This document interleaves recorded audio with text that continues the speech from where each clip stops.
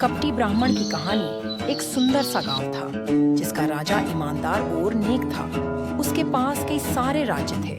उस राज्य का ध्यान रखने राजा ने के लिए कि सारे मंत्री बनाए थे। राजा के कारागार में कि सारे चोर थे। उसमें से एक चोर जेल में से भाग निकला और किसी को कानो कान खबर नहीं हुई। वह चोर जेल से भागकर किसी राजा के मंत्री के घर के पास ही रहने लगा और खुद को ब्राह्मण बताया।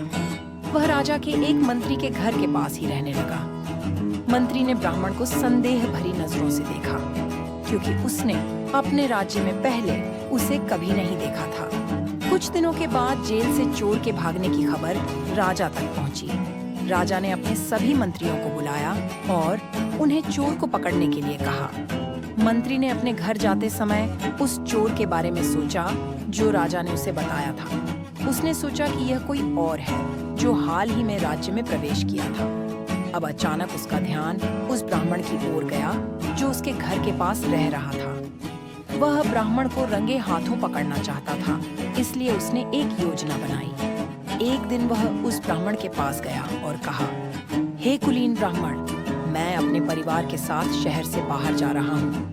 क्या आप गहनों के इस संदूक को अपने पास रख सकते हैं और जब तक मैं वापस नहीं आ जाता चोरों से बचाते रहेंगे? ब्राह्मण को गहनों को लूटने का एक अच्छा अवसर मिल गया और वह संदूक लेने को तैयार हो गया। अगले दिन मंत्री ने अपने परिवार के साथ राज्य छोड़ने का नाटक किया। ब्राह्मण ने आसपास किसी को न देखकर संदूक खोल दिया और सारे गहने एक कपड़े में समेट लिए।